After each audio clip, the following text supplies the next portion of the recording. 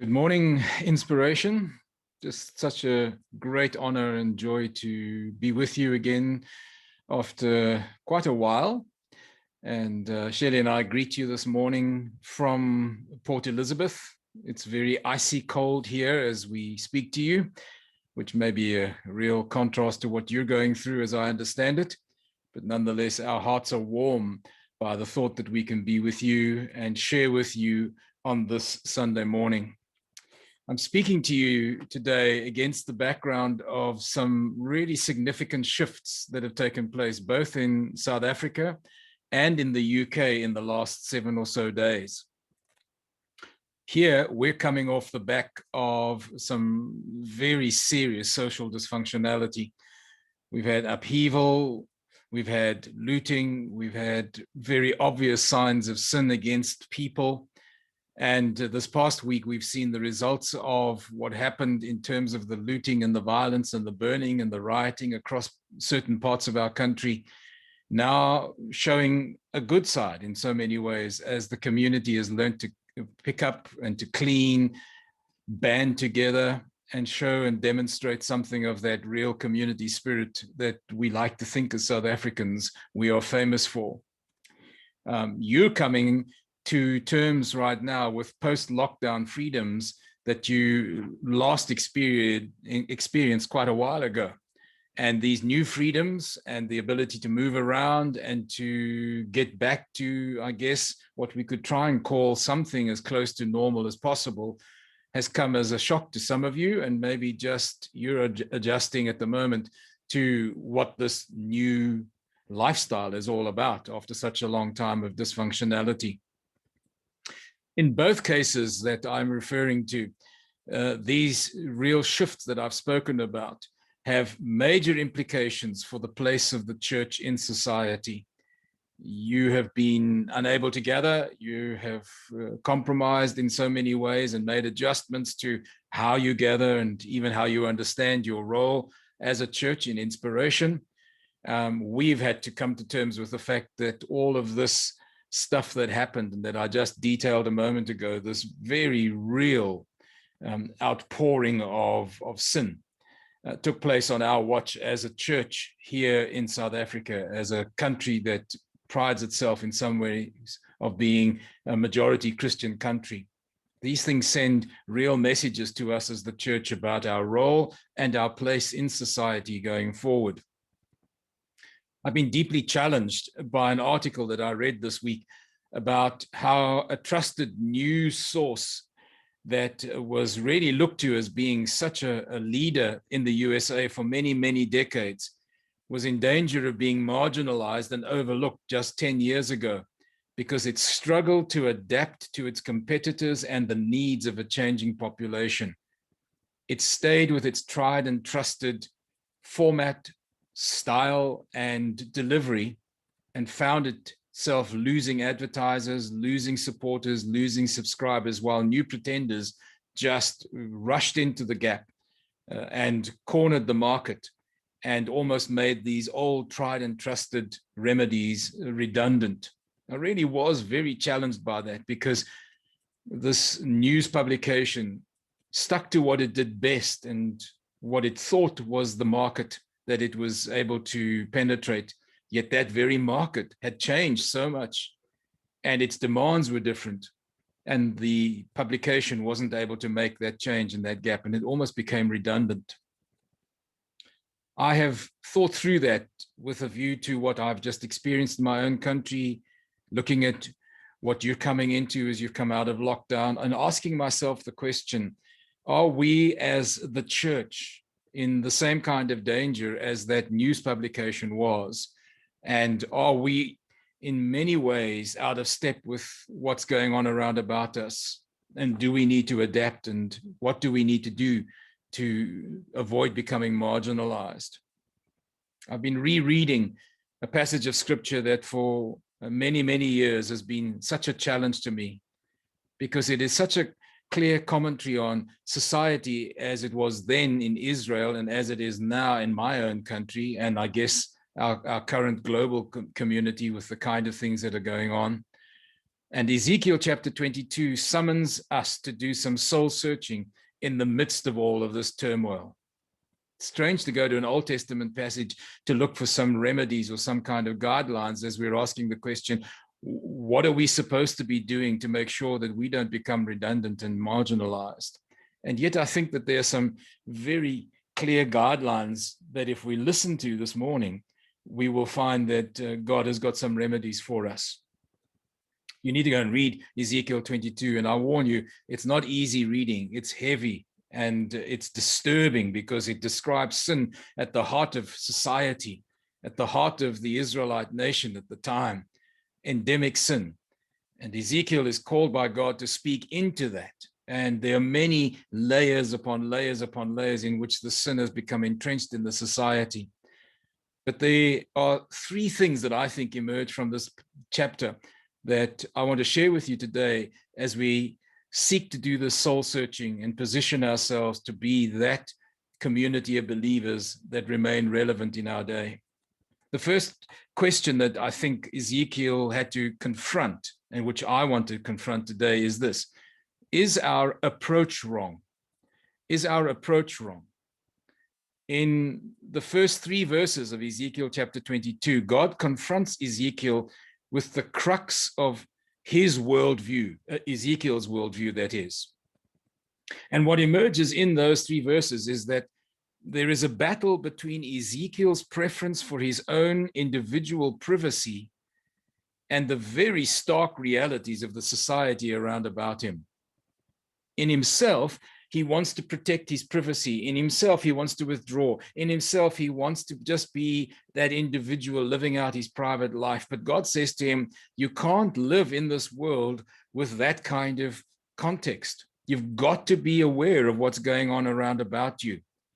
And the very nature of the kingdom of God and the very nature of the gospel is one which is always sensitive to what's going on around about it. And it calls the individual believer out of that place of the preference for the individual privacy and into an engagement with society around about us. The society that is in Ezekiel chapter 22 is so diabolical and so dysfunctional that it was understandable that even a prophet would want to shirk back from engagement. It's quite understandable. And I really do have sympathies with Ezekiel for wanting to shirk back from it. It's equally understandable that Ezekiel could have become the victim of despair, and the size of the reformational task that lay ahead of him was so great that even though he was a prophet called by God, he would have had a natural tendency to say, it's too big, I can't do this, I can't be part of this. But I guess it was a similar challenge for Elijah, when his apparent best attempts at bringing about some kind of righteous revival in the land came to naught in some ways. It seemed like for him, it was a lost cause for just one man. And you will recall how after Carmel and the threat that he gets from Jezebel, the natural reaction of Elijah to God is, God, I alone have stood for righteousness, and this task is too big for me. I'm done. I'm out of here.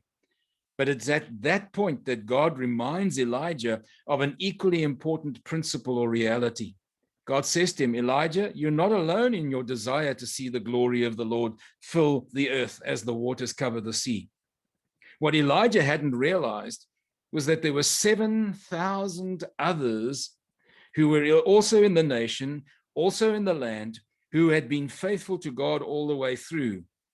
And what God was simply saying to Elijah is, not only are you not the only one, but I want you to know the task of reforming society, the task of change, the task of bringing about my glory in the earth is always going to be accomplished because there is strength in numbers and oneness. There are times that we think we're on our own, that this call on us as individuals is far better for us just to give up and to maybe withdraw and enjoy our own privacy, or even as a local church to simply say, it's wonderful that we can huddle together and we'll do life together. And there's safety and security in all of that and commonality.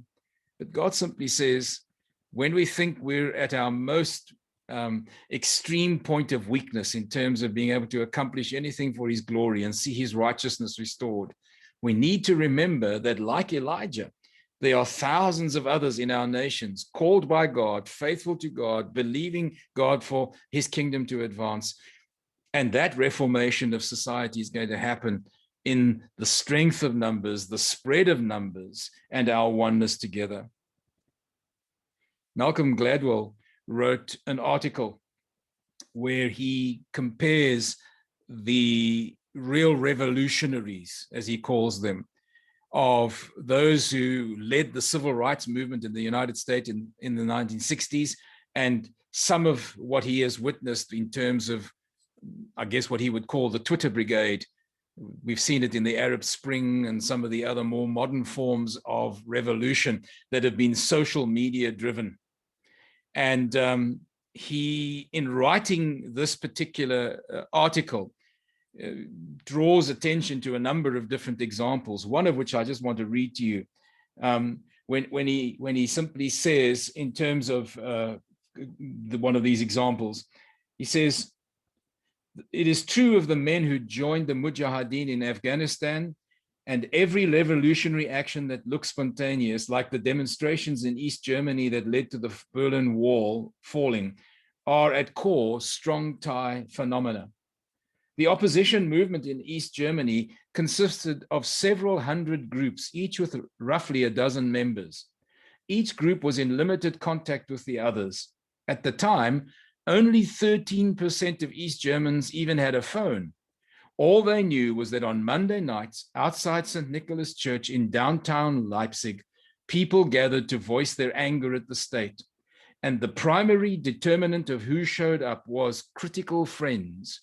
The more friends you had who were critical of the regime, the more likely you were to join the protest." I don't have time to unpack what he was talking about in the articles, except to say this.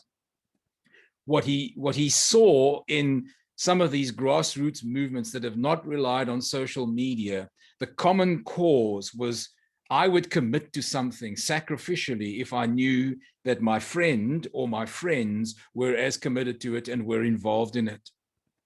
And when I read that in terms of protest and political pushback and so forth, civil rights movements, I thought to myself, God, here you've said this to us so clearly.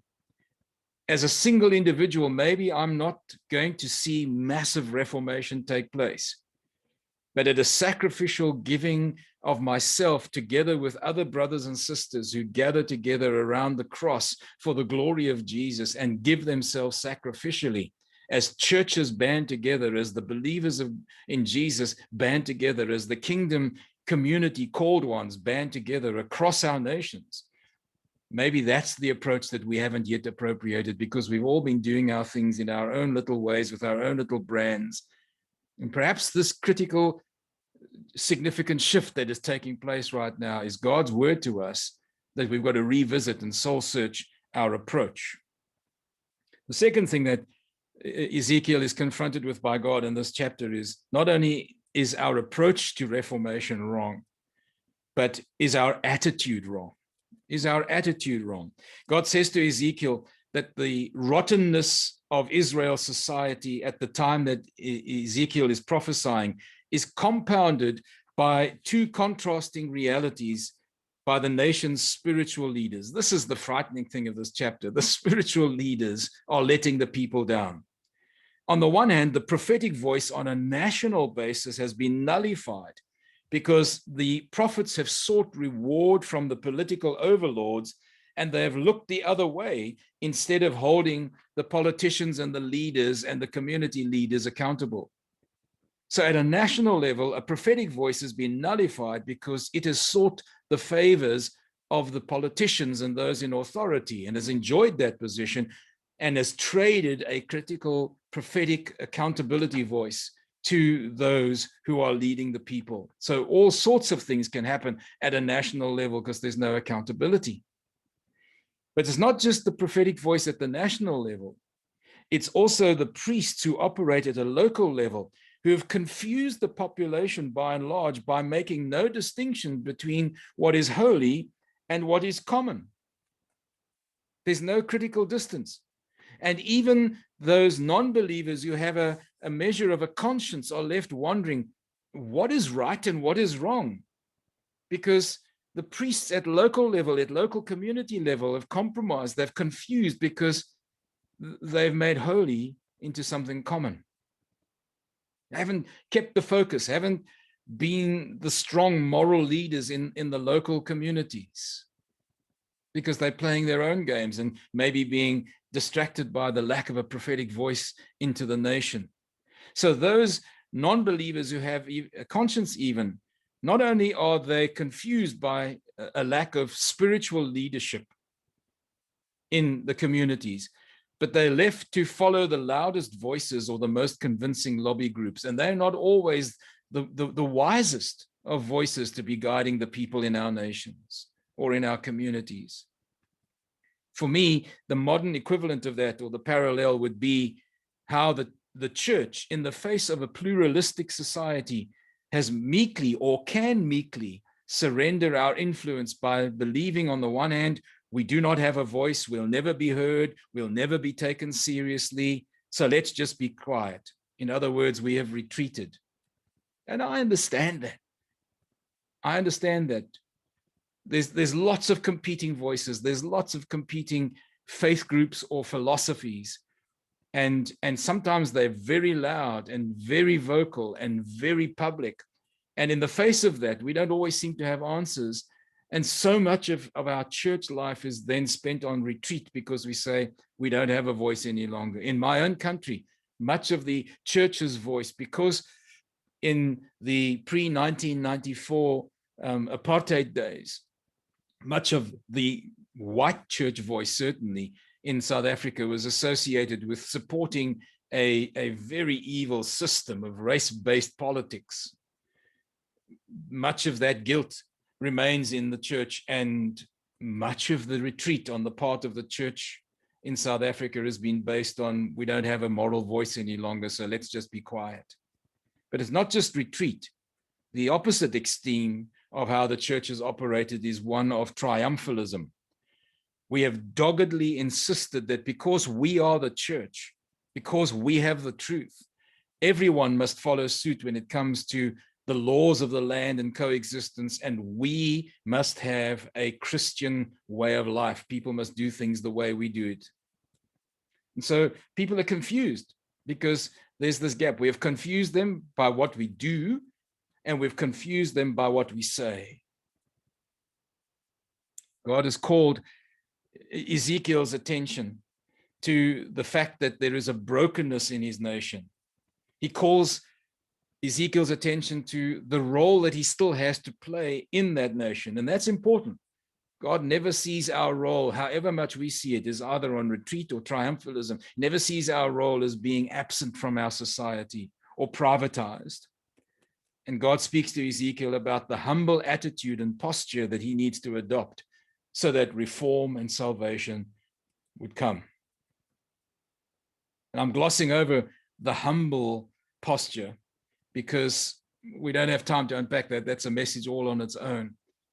But I do believe that what we have seen in our country in the last 2 weeks, maybe what will start to emerge even in the UK as new freedoms begin to become a whole new way of life, and libertarianism and things like that happen in the country, that somewhere along the line, God is saying to us, we need to humble ourselves before the people, and we need to be able to take up our rightful role within our society. So, is our attitude wrong? Is our approach wrong? And is our attitude wrong?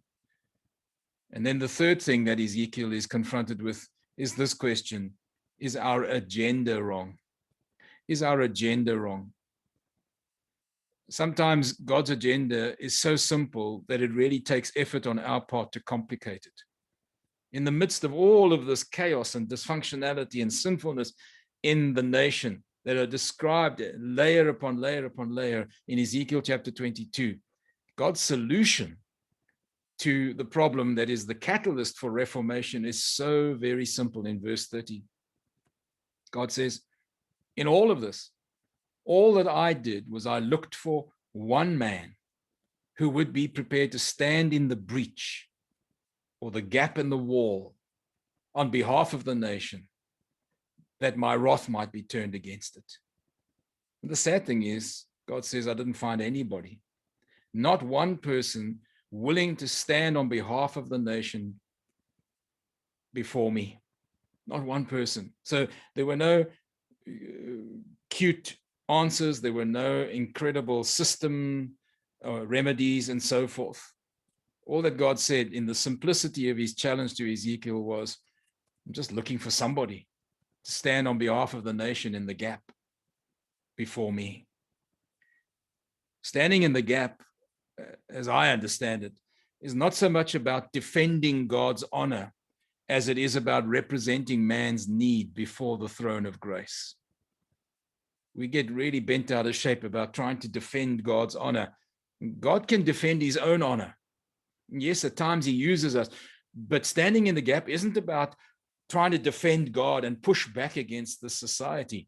Rather, it is about standing before the throne of grace and saying, I'm the man in the gap, Father, on behalf of the nation and its sinfulness. Have mercy. I've been amazed in my own nation at what has preoccupied the public statements of church leaders who've been in our media recently. While everything's been going on around about us, the tone of those who have spoken as if they speak on behalf of the church has been remarkable as far as I'm concerned.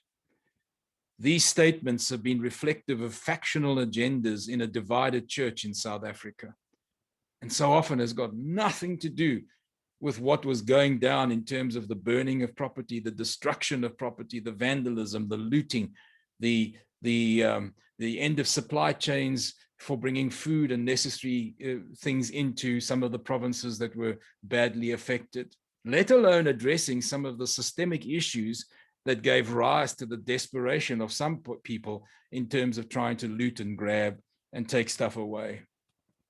We play our games. We think we're speaking about the things that are on God's heart, and yet all these statements is giving license to, or giving an evidence of, rather, what our factional games are within our church and churches. It's like we sometimes live in a parallel universe that is out of touch with the realities around about us, and we keep on trotting out the issues that we regard as of utmost importance, and without taking anything away from those issues, because they are important issues, we rarely seem to take a position on the deeper problems that the scriptures speak about at length. We've got a few favorite things that we speak around. And yet in times of crisis, we are confronted with so many deeper issues that we seldom give reference to in terms of our understanding of standing on behalf of the people before God and calling for change that is sometimes supernatural in its extent. Just recently, Shelley showed me a video. It was on some leadership principles, but it was a fascinating little video. It was actually some footage taken at a large outdoor pop concert and music festival.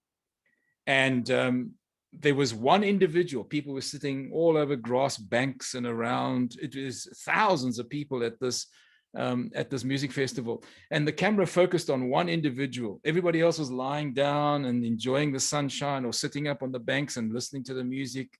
And one individual got up and started to dance and did some crazy dance moves and danced to his heart's content for a good couple of minutes. And eventually somebody joined him and then started to do some of the most absurd dance movements that had nothing to do with a style, but just he was free and he was doing it. And so there were two. And then a third joined, and then a fourth. And before long, hundreds of people had come to stand around them, doing the most bizarre movements, enjoying the freedom of the music, the day, and the context. And the leadership principle that was being held out here was simply this: because one single individual was prepared to be unconventional, not go with the crowd, but to do something different, he had the potential to influence hundreds of others, to attract them into what he was doing, to get them to do what he was doing, And those that would not have been inclined to do something in and of themselves felt comfortable to do so because there was a mass, there was a group, there were others doing all of this kind of thing, and they wouldn't stand out or they wouldn't feel stupid or embarrassed. The power of one standing in the gap. The power of one standing in the gap. That's an individual, in local context, in a workplace, in a community. It's the power of one local congregation standing in the gap on behalf not only of its town or its city or its region or its nation.